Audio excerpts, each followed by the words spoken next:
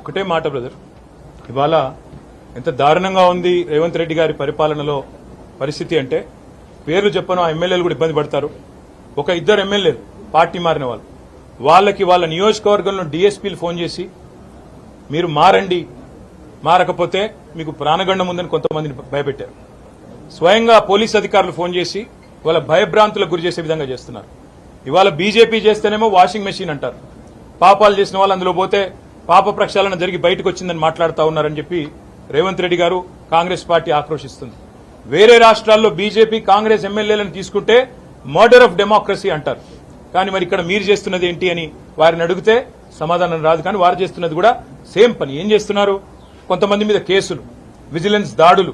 మా రాజశేఖర రెడ్డి గారి బిల్డింగ్ పొలగొట్టినారు, మా రాజశేఖర రెడ్డి గారి కాలేజ్ బిల్డింగ్ పడగొడతారు. మల్లారెడ్డి గారి ఆస్తుల మీద పోయి వాటిని ధ్వంసం చేస్తారు. కొంతమందిని డైరెక్ట్ గా మీకు ప్రాణగండం ఉందని భయపెడతారు. కొంతమందికి బిజినెస్లుంటే ఆ బిజినెస్ లో విజిలెన్స్ వాళ్ళని పంపించి ఇంకా ఇతరత్ర సంస్థలను పంపించి ఇబ్బంది పెట్టే ప్రయత్నాలు.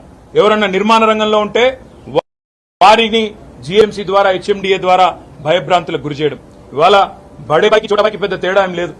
బడేబాయి అక్కడ చేస్తున్న పని ఇక్కడ ఈయన చేస్తున్నాడు చోటాబాయి, ఏం తేడా లేదు.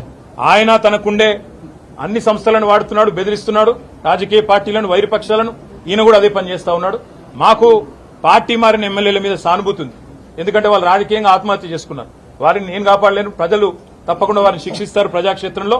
అందుకే మేము చెప్పేది, ఇవాళ రాజకీయాల్లో హత్యలు ఉండవు, ఆత్మహత్యలే ఉంటాయనడానికి ఇవే ఒక గొప్ప నిదర్శనం నేను అనుకుంటా ఉన్నా.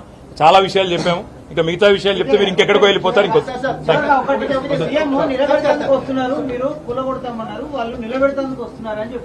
సరే, ఇప్పుడు బ్రదర్ ఒక్క మాట, ఎవరైతే కూలగొడతామని చెప్పారో మొట్టమొదటి పార్టీలో చేరింది ఆయన. ఇప్పుడు మాకు డౌట్ ఏమొస్తుందంటే, ఏ కడియం శ్రీహరి అయితే చెప్పిండో ఆయన ముందు నుంచే కోవట్టుకున్నాడేమో, ముందు ఆయనతోనే చెప్పించి కథంతా చేస్తున్నాడేమో అని మాకు డౌట్ వస్తుంది.